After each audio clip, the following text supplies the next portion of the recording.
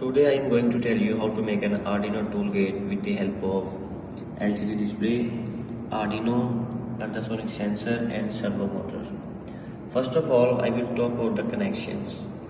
The ultrasonic sensor has 4 pins which are ground, echo, trigger and VCC respectively.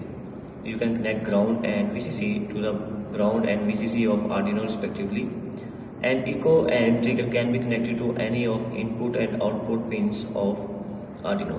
But in my tutorial I have connected these two to the number 9 and 10 respectively.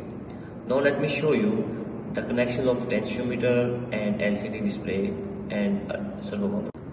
Here you can see that first 2 pins of LCD display, VSS and VDD. These are here to complete the circuit that powers the contrast of letters on the screen, while the anode and cathode also complete the circuit, but the purpose is to power the backlight of LCD display.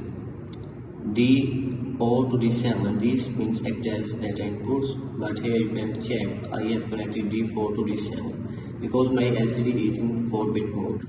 RS is connected to pin 1, RS is shift register pin, which tells us whether we are going to send data or command to LCD display. RW is to read or write, while either we are reading or writing stuff on LCD display. E acts as an enabler pin. While you can check middle pin from potentiometer is connected to V node. It is to adjust the contrast of letter on LCD display. The servo motor has 3 pins also.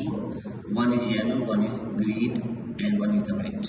Let's talk about the working principle of this system. This system uses the ultrasonic sensors to detect nearby object and translate this information into motor motion.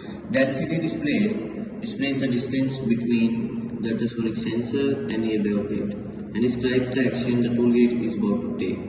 Let me show you.